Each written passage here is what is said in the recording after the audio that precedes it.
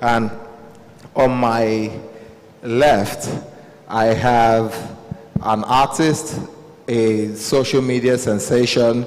The first time I met this guy, I was working at Boomplay, and we got talking, and then he opened TikTok and showed me all the crazy numbers and engagement he's doing on there, and I couldn't believe my eyes. Like, the numbers are wild.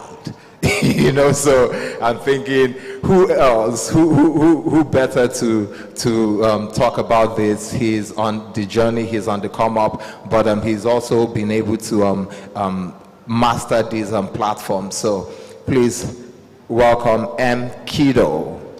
Thank you very much. Thank you so much. Thank you so much. And of course, on the panel we have the man who calls himself the lawyer to the creatives. And he has recently started dabbling into management in a way, representing Magic Sticks and other people. Please welcome one of the most passionate entertainment practitioners I know, and a very spirited entertainment lawyer with a lot of experience. It's also important to add that Akinyemi did try music and it didn't quite pan out. Please welcome Akinyemi Law, my brother, my friend.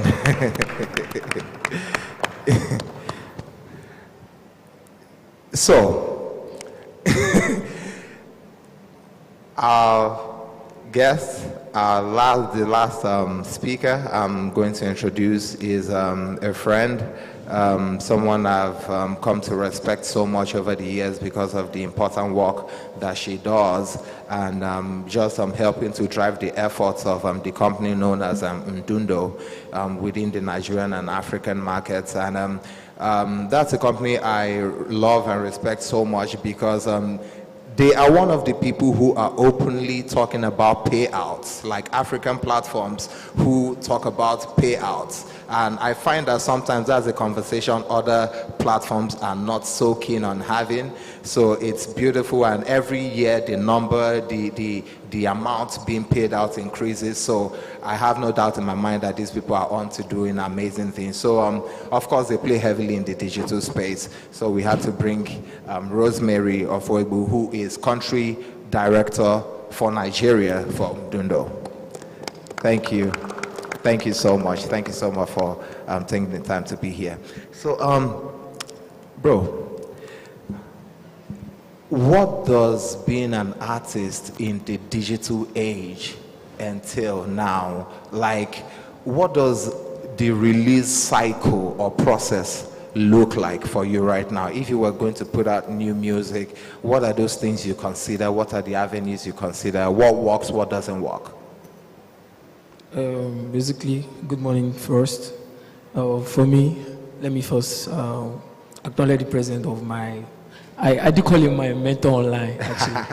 And I always try to check his page to see what is going on about artists and all that. And my sister, I see you too, and everyone in the building. And let me say this first. Being an artist, you have to be very, very smart. That is one thing people don't know, especially the coming ones like me. And the one thing I realize is the more you cater for yourself as an artist, that you are proud of who you are, and the more you have the sight of where you are going to.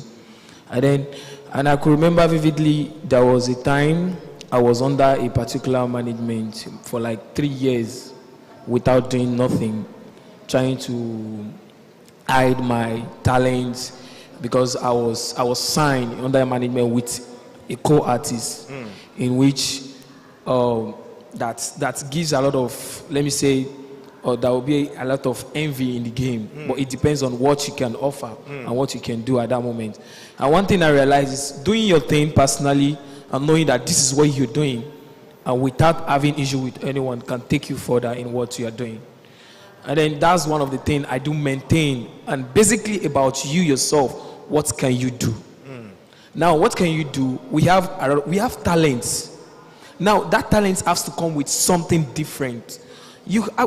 Everybody in this world, let me say, what I read about, one thing about human, like everybody in this world can literally sing. You can stand up and say you can sing. But what differentiates us is probably that may be a kind of, your voice is melodious, is sweet. My own kind of voice is a bit thick. Let me take Burnaboy as instance. Now, Burnaboy voice is slightly different from other artists. But when he sing, there is this melodious part of it that give you goosebumps because of what you are hearing. Yeah. Now, that doesn't mean Burnaboy is not good, because you see another artist sample like Olawale of Project Fame. When you hear Olawale, you feel like you're gone. Wow, you love the voice. Now, you see the difference. Like, there is a big difference in between the two. Now, what you have to do is that you have to be very, very creative enough. Now, is it that you bring in the melodious part, or what can you do aside bringing the part of maybe songwriting or trying to be like a content person that you're always available for things? Now, me personally, I actually, at first place, I don't believe in promotion. I believe you yourself, you are the promotion of yourself. How do you promote yourself? How do you want people to see you outside? And then most artists doesn't take note of this thing, and which is very, very, very important in the game of nowadays. They believe they are stars. They are coming on that. They don't want to do this. They are shy to do this. And they now let me even take you to this now, to this TikTok of a thing. There was a time I was just thinking like, wait, these celebrities, let me the likes of Davido and co, they don't even bother to do TikToks, like, because TikTok is not in the game. Basically, we are only trying to do all this radio promotional at that moment. But in this era now, you will see, at this point of it now, you will see Davido using TikTok. Why? Now, where I'm MD to it is very simple. If you see this digital era we have now, TikTok has already facilitated everything for every single talented artist that are very creative enough. You might be talented, you might not be creative. You might be creative, and you might not be talented. But that creativity can beat that talent without you knowing yourself. Because your creativity can make someone say, wow, this guy is so creative. But let me just try to check him out. When he checks him out, you find out this is what he does. And he'll be like, wow, I'm impressed. I'm very impressed. Now, let me now say this. Me personally, I'm using myself as sample. I've been singing for almost 7 years now. And then professionally, I started last year. And then I was signed to a label, like I said the other time, for 3 years without dropping a single. Meanwhile, the person that met me in the label started dropping a song. Now, assuming I have that kind of bad energy, one kind of bad person, like, I'll be like, I don't understand. I was signed before this person, but this person has been favored already without me. And he has dropped like a lot of songs. One thing I believe is that, okay, the person I'm trying to talk like, is not really ginger to be like, okay, as an artist, you are talented, you have what it takes, you can sing. Yeah. But what can you use to buttress yourself as your talent? That is what the person lack. And in which, me personally, I called him as a brother. Bro, do this, do this. You know, sometimes when you tell people, they feel because you envy them, you're too big, like you're trying to put them aside. And meanwhile, I let him be. Now, after that, I realized that I have to do things on my own, because this label of a thing, they are not doing anything for me. Yeah.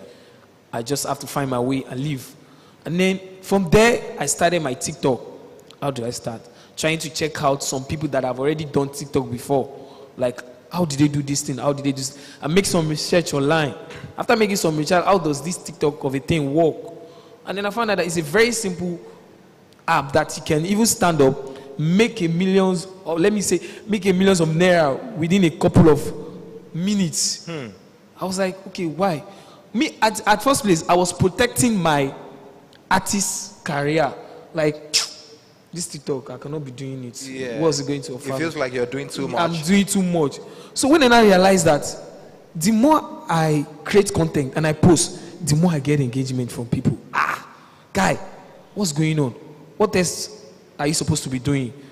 Artists of the things, just put it aside for now. Let me see the other side of you, which is me. So basically, in the digital era, an artist is a content creator. Exactly. An artist is a content. It is what you do, what you give out, and people see like, wow, this person is amazing. In this digital era we have now, you can't just sit down at home. Let me say, you can't just sit down at home, like say, okay, you are doing nothing. You want your song to be playing all over the world. Yes, you paid for it. But if you sit down at home like this with your camera and do a TikTok, all over the world will see you. Everybody in the whole world will see you. So you literally have a TV station, a radio station in your hand, and now you can curate your programming to the world. Exactly. That's one thing. Lovely. Let me now tell you one thing before I end this. My song, Yimasa, I was shocked at first place because I just have to just put a kind of snippet at that time, like, let me just start from there because the word is very catchy to people. Now, before I dropped the song, I was a bit, should I say I was a bit broke. I was really broke that I couldn't distribute that song. But when I dropped that song, that Yimasa, that night, when I dropped this, I put the song on TikTok. Before the blinking of an eye, I've gotten all over 500 videos. Wow. I was like, I don't understand. Wow. 500 videos. Within that night that I posted that video, I did not say anything. The next day, I carried my tripod again. I made another video. And I put the lyrics under. The next thing I will see, 700. Wow. Before that night, I got 2,000 videos. Wow. This is where I now took this matter serious. Carry my tripod every single day. I must make a video. It is from that video. So this TikTok, there is a particular strategy inside the game. Yeah, I understand. Sorry. We'll come back. Okay. This is why you're here. I know you have so much to give. Right, thank you. So, Rosemary, I understand that playlisting is these days now like such a huge issue or a huge pain point for artists. Everybody wants to get playlisted. Working for a DSP, what does it look like from your end? Can these playlists really change lives? Should artists attach that level of importance to playlists and playlisting and all that stuff? Thank you very much, Obina. Hi, everybody. It's good to be here with you guys. About playlisting. Yes, definitely. Playlisting, having your songs on different playlists and on different DSPs, it kind of helps you to have more visibility, basically, because sometimes I'm scrolling through maybe a Boomplay or my Apple Music, and I'm just like, oh, let me just check out what's on this playlist, right? I had no idea what was there before, and if I just decide to leave it to keep playing, no skips, I get to discover new songs. There are quite a number of songs that I've discovered through, well, just randomly listening to a playlist. And so yes, for sure, that is a very, very good way of putting out your songs, but that does not rule out the place of your own personal promotions, because how do you get on these playlists, right? Your song needs to have garnered a certain number of streams or downloads or influence around, you know, your fan base, people that are listening to you, before it gets to be fixed into some of these playlists. And then playlists are created according to the moods or the feels or just the theme around it. There are some playlists for workouts, for calm moments, and your kind of songs actually defines where it gets listed. You won't have a sleep playlist, for instance, and you have a reggae music there. I don't think that's possible, is it? So yeah, for sure. You want your playlist to be you want your song to be fixed into a playlist that is appropriate so that people can actually find it. So yeah, on that note, definitely, playlists are a very good tool. So the things you do outside of the DSP are also very important in... Yes, they are very... As a matter of fact, they are probably what you need to focus more on, because I personally feel like having to get your songs on a DSP is as easy as having a distributor. But there are a lot of distributors. So I work in a DSP, you know that. And so I've come across a good number of distributors. But the question is, when you give your songs to the distributors and they put them on these playlists, what next? Do you just go home and sit down and rest because, oh yeah, this person is distributing my content from? You There's can't do always that. more to do. It's not possible. You can't do that. You need to follow up. You need to put your own influence from behind. You need to go to the radio stations. You need to, like he said, TikTok, social media, Instagram. You also, if possible, on the streets. Get on the street. I can't remember what exactly it was, but there was something Tenny was doing some years ago. And she was on Third Mainland, on the bridge herself, performing or doing some sort of performance. And I think that's, in fact, not even I think, for sure that definitely got her a great number of followers and listeners and people who are just engaging with her music. Do you get me? So definitely what you're doing off the DSPs has as much, if not even more influence on how your song gets to move around. Oh, lovely, lovely. Thank you so much. Aki, so you have been around music for quite some time, even making music yourself, and you're here now doing this on a different level. How much has this changed? How much has the music game changed since you started doing it years ago and what it is now? And even the deals around it, how much have those changed as well? Yeah, good morning, everyone. Thanks for coming out to our session. Yeah, to the question. So thanks for always rubbing it in that I failed as a musician. Yeah, so it was a lot, difficult. If we cast our mind back to like 10, 15, 20 years ago, it used to be very difficult to be a star because there are just too many hurdles to have a fighting chance. You have to be connected to somebody that is really, really powerful to have a fair shot. But the good thing about the digital space is anybody can have a fighting chance. People can go viral on the strength of, creating content. People can just sit in front of their tripod stand and phones and, there's a guy that says, I trust my God, my data, and my sub. So on the strength of, creativity, you have a fighting chance. But that wasn't always the case. And what you find is that, through technology, you can easily amplify, your brilliance or your genius, and then start a journey. And then people will start to queue behind you. And then all the powerful people will probably take notice. And the more you progress with what you're doing, with creating content on different platforms. And the funny thing is, you don't even have to be a master of all the platforms. Some people are quite strong on TikTok, some people are strong on YouTube, some people are strong on Twitter. I remember the case of the likes of Adekunle Gold, Simi, how some of us used to push them on Twitter back then, and how they were able to, run with the moment. So even myself, as a lawyer, I started creating content as far back as 11 years ago. And I'm very, when people sit down and they ask me, what I've been able to accomplish not in a short while, but like in a decade.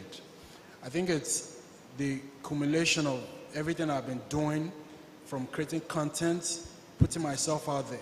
And that is something that can be applicable across many, many, many fields.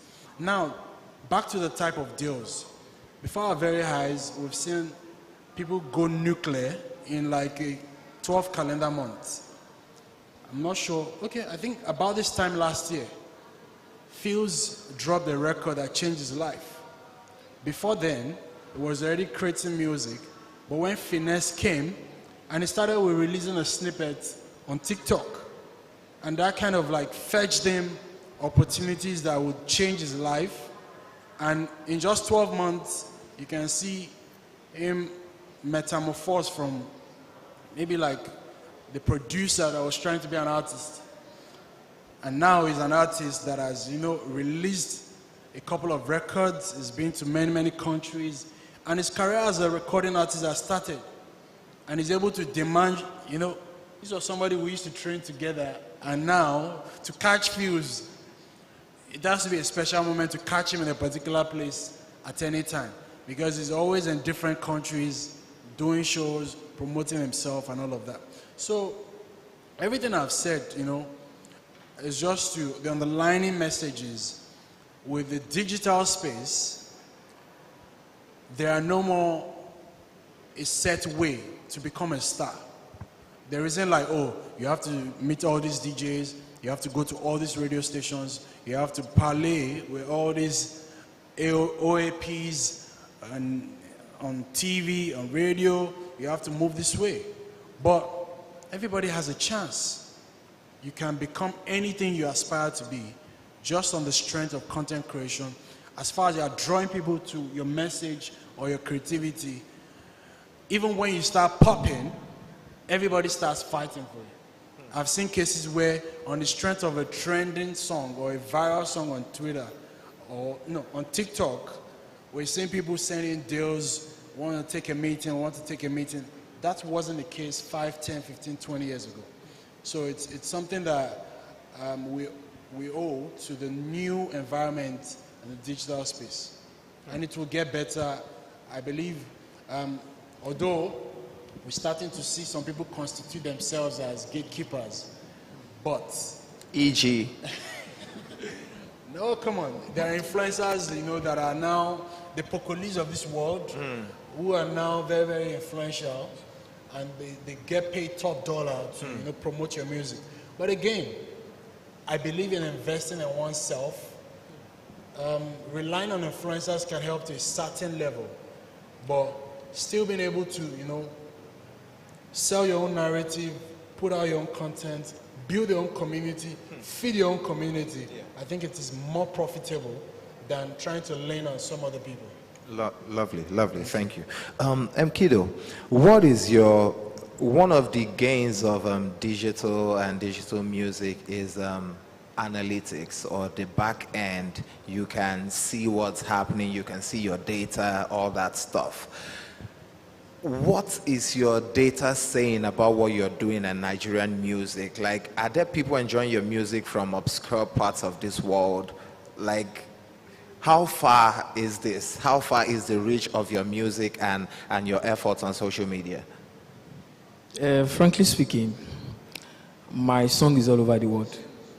How did I know that this song is all over the world right now? Because let me say, when I check my back end, I found out that likes of UK play my song a lot. UK and US, them, and Ghana, these 3 countries, they don't joke with my song. And then this song just rise up recently in France. And meanwhile, I'm a polyglot. Like I said, I speak French, I speak Arabic. For real? Yeah. Nice. I speak very fluent in French because that's what I studied in school. I studied French. And so what I'm trying to do is, I've already seen that this is where my market is. So I have to give them what exactly they are demanding. Now, as what you just said now about the back end. The back end is, I think I have last month it was 30K listeners on Spotify. And I'm still on the road on 30K listeners. And in which I can say I'm proud of myself because it is my work. It is my work. Nobody, no promotional, no promo, no anything. Yes. And I have to do the promo by myself.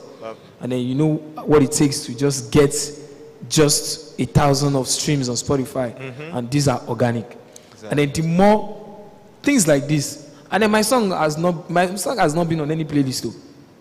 My song has not been on any playlist. But it's the work of myself, the content, making seeing making people sing on FYP. That's what I was talking about, the word. FYP can be on any, let me say, in any country. You can hold your phone on TikTok. Once you open your phone, you can see someone else's video, and the person is in Gambia, and you are in USA. And you swipe it again, you see another video. You are seeing different people using the same sound. You'll be shocked. You want to use it. So that's how it's spread. So basically, business is good. Business is very good, and I'm proud of that. Lovely. I'm happy to hear that. With the viral song, as he said, I can boldly say I know how many company reach out to me because of the viral song, and now I know the amount of money I've been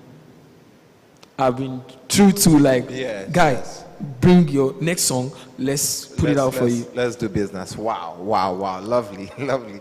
So, Rosemary, some people say the penetration of the internet and mobile phones and all these things that can aid listenership on streaming, that these things are still not here, or they're still holding our people back. How good or bad is the listenership or the acceptance of the whole streaming technology from your perspective? From my perspective, okay, first of all, I'll start by saying that there are different classes, financial classes of people. We all know that, right? There are the high income earners, the middle, and then the low income earners. Now, these three people consume music in different ways. Our smartphones, for instance, we have, some phones have the apps that come pre-installed, like Boomplay, for instance, and then Apple Music for iPhones.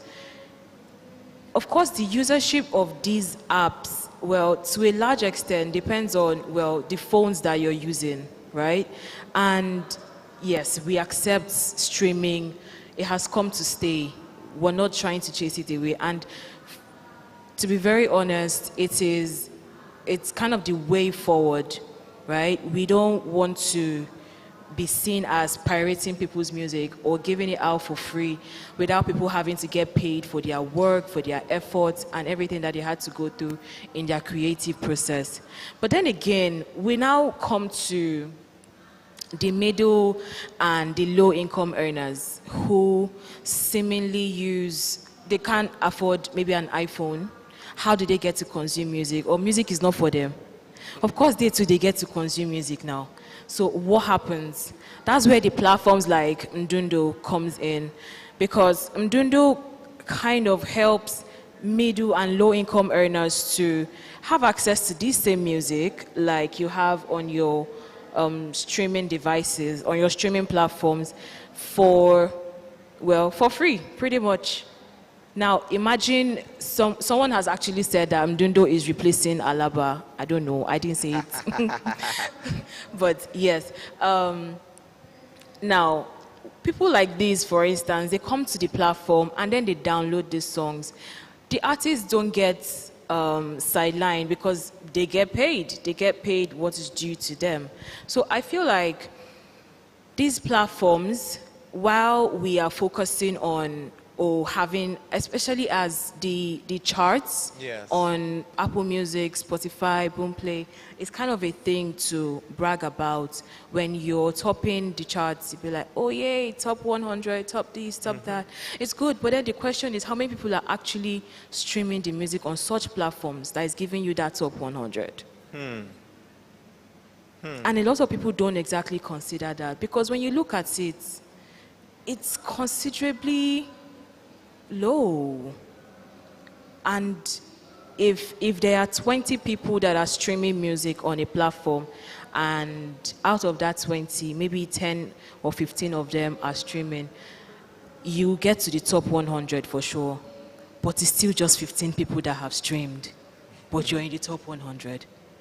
So you want your music to be accessible to the larger market. Now, I'll give you a figure. As at the last time that we checked, there were about 400 million Africans with internet access. out of these 400 million, we're looking at maybe 50 million that have smartphones usership.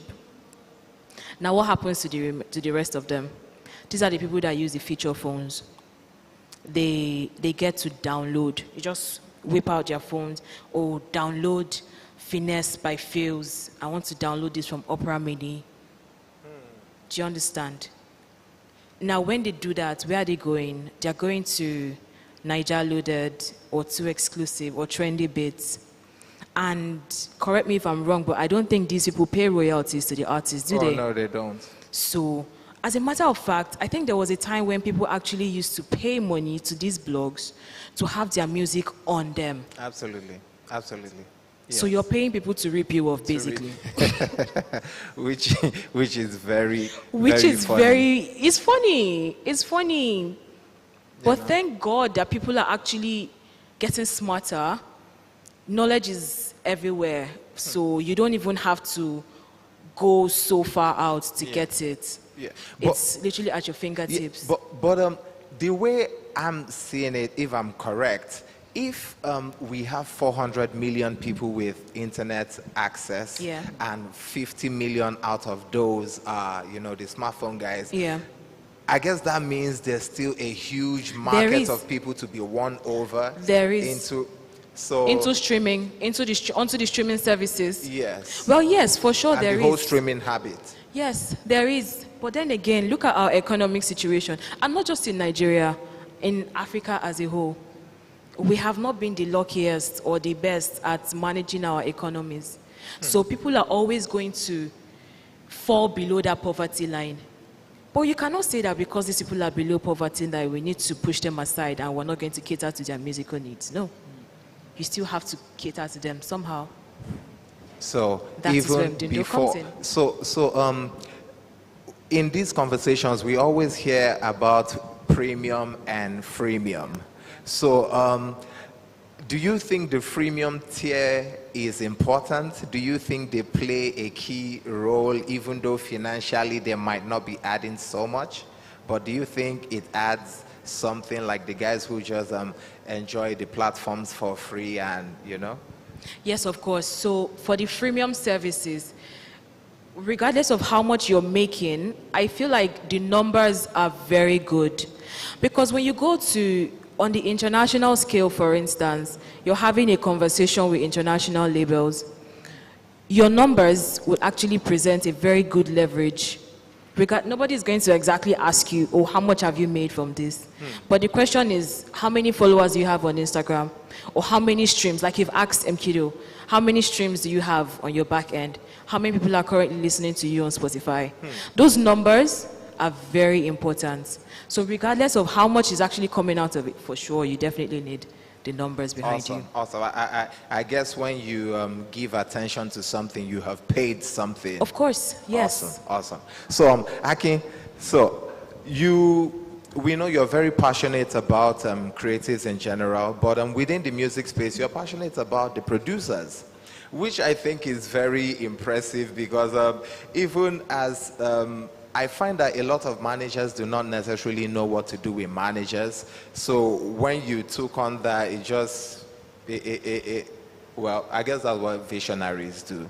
So how do they stand a better chance of profitability and even global success in this era?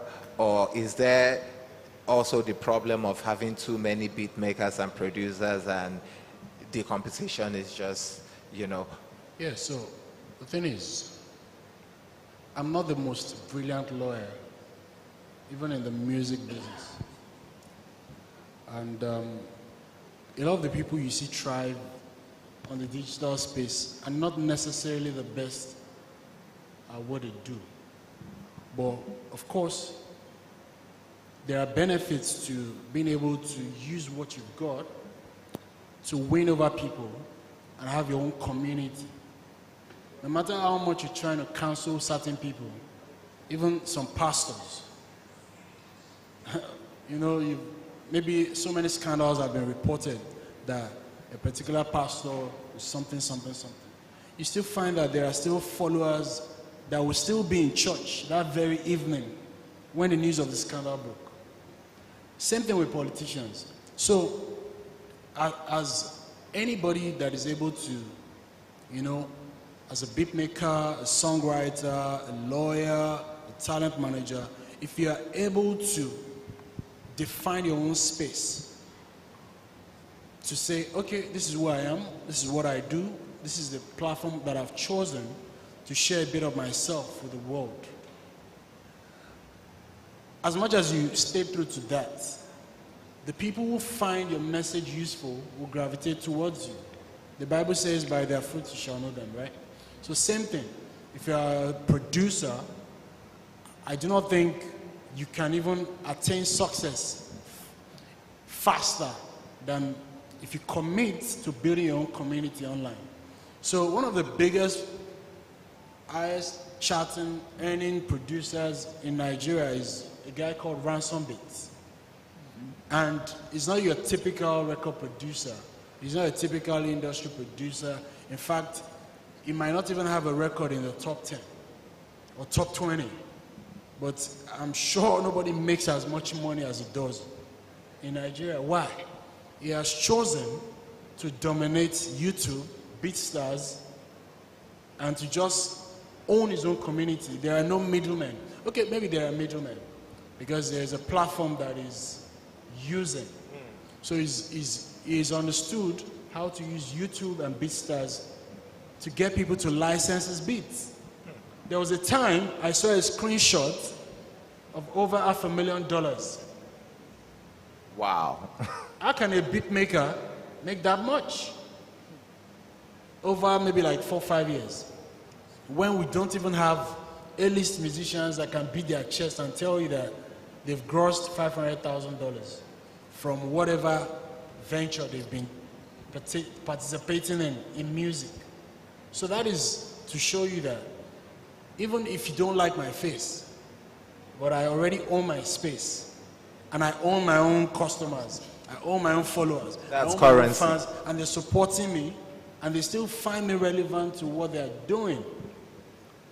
And the rest of the people that don't really care for me, they'll be fine. They'll be fine. And I'll be fine as well. So that's it. Okay, so I just 1 minute for this last question. So if there's anybody who has a question, we can get to that. What are your predictions for the future? You know, like, what do you genuinely think is going to come of all of this? Are you worried? Are you excited? What are the signs telling you?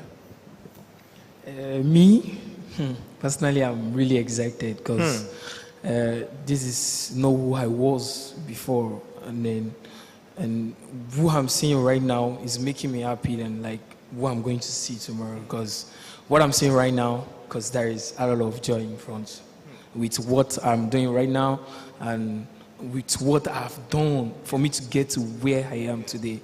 So definitely there is more greatness coming up. So for the industry in general and for like the African artists in this digital age, what does that look like? And to in me, the future? let's give it months. Trust me, you see me everywhere. I believe so. Trust me, you see me everywhere because the impact we take in with the team and is not really something. It's something that we come like they never see me call me like Ashake. I believe so. Because I have my guy here, the name of Shemzi. He's a music director in Cool FM, and he has been the body, like someone supporting the game as well, and Nino as well. Shamsi, some people say radio is playing catch up to the internet. Do you agree? What? To what extent do you agree?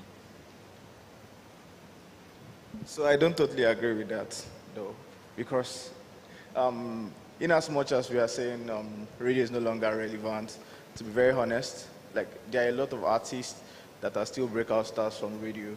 Like you can, let's take for instance, in the COVID year, artists like Omale, like literally, they're like radio babies. So I don't think that radio is actually playing catch up to the internet, although they work pari passu. sometimes the internet dictates what radio plays, and sometimes radio also dictates what the internet, the charts say. For instance, radio is very important for Shazam, and the more your Shazam numbers, it also translates into streams. So they work pari passu. So I won't say radio totally influences the internet and the internet totally influences radio. They work like hand in hand. Thank you so much. Thank you. So, Aki, what does this look like? Is this thing going to crash and burn? Is it going to get better? What do you think? Yeah, so in the last 18 months, the different platforms are starting to adjust to make the different platforms more talent focused.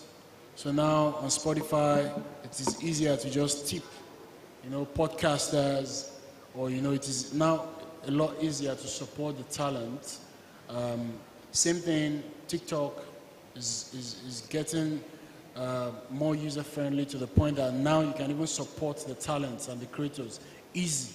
So I think it's a good thing that we are able to get payouts faster, and also the creators are getting paid on time, and then it's also a wonderful time for Nigerian music.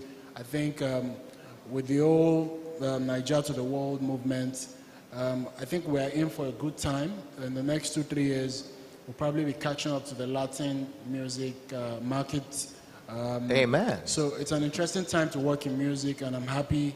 I can't wait to see what the future holds. I'm really, really fulfilled, like it is, in what I've been doing and how far I've come. And I think a lot of people who have their whole plan put together would really, really be well positioned to benefit from the explosion in the market. Some people are already making stupid money already. So I can't wait to be one of them. I tap into your positivity, bro. Thank you. So, Rosemary, what are the trends telling you? What are the numbers telling you? What is your hunch?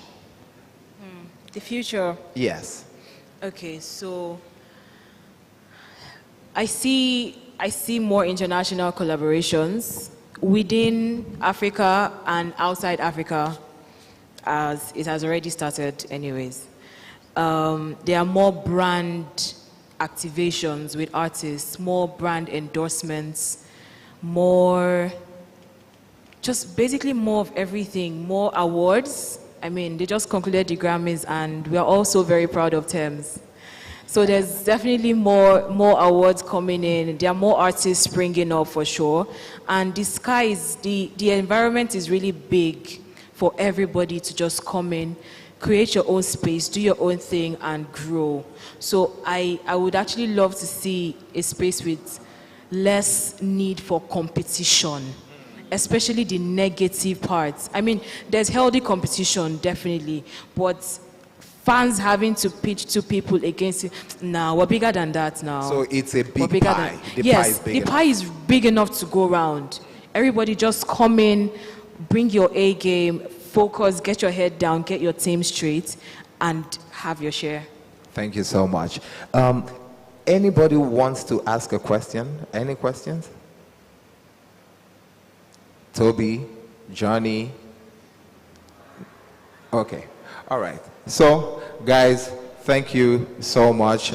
This session has been brought to you by Horus Music in collaboration with the amazing guys at Africa Next.